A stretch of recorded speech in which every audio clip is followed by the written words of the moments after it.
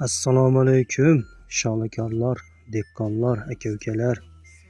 Bugun sizlarga va'da qilganimizdek, o'tgan safargi videomizda sholining begona o'tlarına qarshi qaysi gerbisidlardan foydalansa bo'ladi degan video tayyorlaymiz dedim. Yine bugun Xudo xohlasa yine birinchi videomizni namoyish qilamiz. Ya'ni sholidagi begona o't Assalomu alaykum hilol doshlar oilasiga mansub ko'p yillik ildizinden ham urg'undan ham paydo bo'ladigan shu dim bir kalla oriqli yo'qotish qiyin bo'lgan begona o't.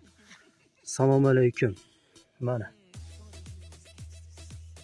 shu begona o't sholining orasida bor, mayda mana. Endi buni nishatib yo'qotsa bo'ladi, qaysi gerbisidlardan foydalansa bo'ladi degan savollar paydo bo'lishi tabiiy holat. Endi hozir gerbisid turlari juda ham ko'p, lekin shu necha yildan beri ishlatilib kelinayotgan gerbisidlar bor. Shular shu samarali hisoblanadi. Birinchisi bazagran. Bentazon tarkibli 48% bazagran juda ham bir yaxshi ishlaydi. Boshqa gerbisidlarga qaraganda aynan shu Assalomu alaykum begona o'tini juda ham foydali, samarali hisoblanadi. 15 litr suva 200 gramdan qo'shib sepsangiz effekti juda ham zo'r bo'ladi. Agar kamroq sepsangiz yana ikkinchi marta sepishga to'g'ri keladi.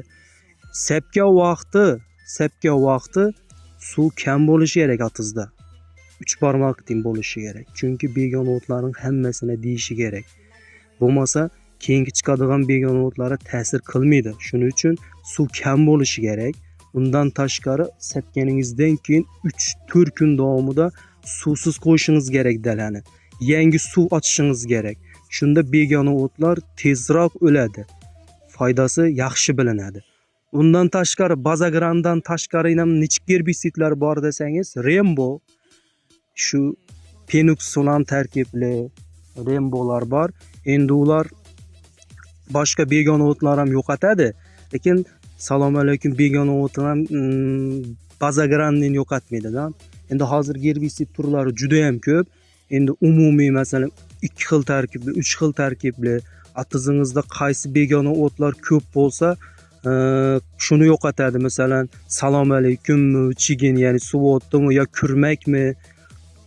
Ko'pdan shuning uchun bazagran asosiy shu Assalomu alaykum begona o'tina mo'ljallangan hisoblanadi. Boshqa gerbisidlarda ham shu boshqa begona o'tlar masalan keyingi videomizda shu aytib o'tamiz. Videomiz foydali bo'lgan bo'lsa, yurakcha bosib qo'yishni unutma.